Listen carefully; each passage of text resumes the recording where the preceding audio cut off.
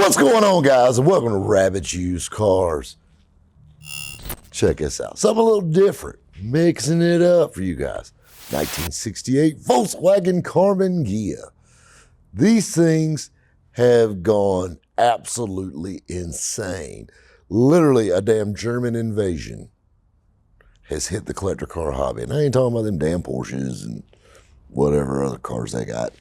Volkswagens, car for the people. These things have went nuts. You know, everybody knows, the buses, they've gone insane. And then, for the next, the bugs started getting real popular, especially early bugs. And now, these things have gone crazy. And that brings us into today's story. How he acquired this Volkswagen Karmann Ghia. Two-owner. OG paint, all original. Bought new right here in town. He bought it at a yard sale. Yes, now it didn't look quite this good. It's been polished on a little bit. He bought this Karmann Ghia for like $4,000 at a yard sale. This is easily $16,000 car now with a little cleanup. Why can't I get lucky at yard sales? I go to yard sales and I see tube socks and 8-track tapes. That's what I see. The only time I ever got lucky at a yard sale, well, depends on your definition of lucky, I guess.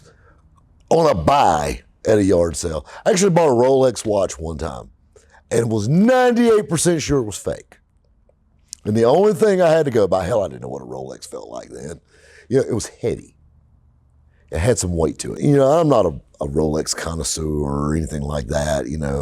I got them, but it's just, I don't live that watch life. Like, I just like it. Like, I like my watch. That's why I bought it. I don't want to have a new hobby. I just like the watch. I was in late teens, and there's this big community, like flea market. Or not flea market, but yard sale. And, all these tables set up end to end and walking around. And there's just like this whole tray, like a McDonald's food tray of watches. And there was this gold and silver Rolex Perpetual, two-tone, not exactly my style, small face. It was a man's watch, but, you can tell it's old. And I mean, how much is this watch? I bought it for $2. Didn't even run. Wouldn't even wind. It was just stuck. Ended up taking it to a buddy of mine who owns a pawn shop. He goes, this is real. And I'm like, oh man, $5,000, $6,000, $7,000.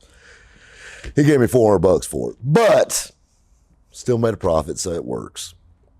I guess that's the only time I ever got a good deal out of a yard sale per se. And I've touched on this in other videos.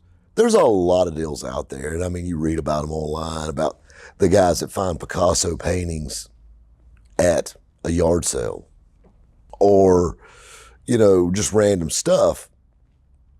My big thing that I like to do, and I've had several friends that like doing it, is they like going Goodwill shopping and like going to, no matter where you're at out of town, they want to hit all the thrift stores. Certain thrift stores have better stuff because people are just wasteful. They give things away that are great, or whatever. You'd be shocked. I've seen people find Louis Vuitton luggage and purses. Actually, matter of fact, in Atlanta at the Goodwill, they found a whole Louis Vuitton luggage set down there. It was real, a little scuffed up. This is, $10,000 worth of luggage they bought for like $200, which, hey, it's all good. They didn't have anything in it, but you see deals like that all the time. And I don't necessarily have any good thrift store finds, but kind of works in the same thing.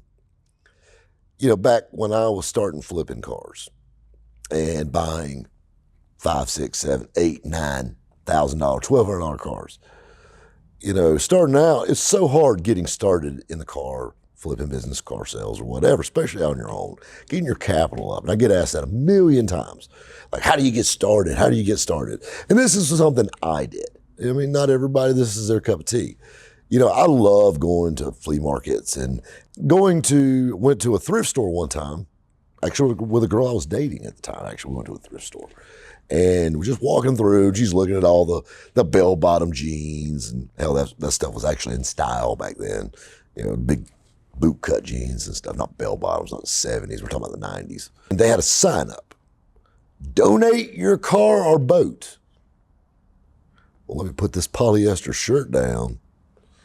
I'm loving it, you know? Let me just know more about this. And this is back before like you could search it on the internet or anything like that. Well, they had auctions. You know, and it wasn't Goodwill, but it was another outfit like that. And they were having these car auctions. And basically, a lot of the cars, a lot belonged to like older relatives, and they just donated them for a tax write-off. You would be shocked. Like, I went to this auction, and they had it at this little itty bitty podunk auction in this little town, you know, just right outside of town. And I mean, it was literally like a junk sale. And then, like on this certain day, they ran all the cars from this thrift store place through. It was like blowing my mind that some of the cars that were going through. I mean, good sellable units like they were. Running, driving cars, I mean, and now some were junk, just total junk. You know, my big thing back then, everybody finds that little honey hole car that's just their favorite. At the time, Geo Trackers and Suzuki Samurais. And I know you're laughing. I'm going to tell you something. I've paid thousands and thousands of dollars selling Geo Trackers and Suzuki Samurais. And I'm not talking about like Radwood Cool selling them. I'm talking about this was like they were like 10 years old selling them. My big thing was, what do you do with a Geo Tracker or Suzuki Samurai? Well, you could drive it, but they're not very popular. They're not very fast. But something they're really good at, four-wheel drive, you can get around with them just about anywhere. They're small. They got heat. I got hooked up with a big hunting club, and they loved them. And they bought every one I got. And I literally, because you got to think about it, I was selling them back then, Geo Trackers that I was buying for $1,000, $1,200, $1,500 for $4,000, $5,000, $6,000, which was still cheaper than, you know, a loaded out ass four-wheeler. And my tracker hauls 4 people and has heat. So they loved them. You know, and I'll be honest with you, they weren't really, you know, crazy, didn't care about color or anything like that. It was just good running, driving, little cars. And for some reason, I found so many of those things at this damn thrift store auto auction. You know, and of course, your grandma, Park Avenues and LeSabres, you know, the whole wire wheel hubcap bunch. I got a bunch of them too. You know, there's so many fun ways to get a little skin in the game without throwing out a lot of big money for something like that. You know, so that's where you always got to keep your eyes open, you know, digging for that diamond in the rough. You know, I don't think you're going to see the OBS trucks going through or big block Chevelles or, you know, of course, there again, this guy didn't think he'd see an early Volkswagen at a yard sale. Guys, we'll catch you next time at Rabbit's Used Cars. You ready? I got pants on.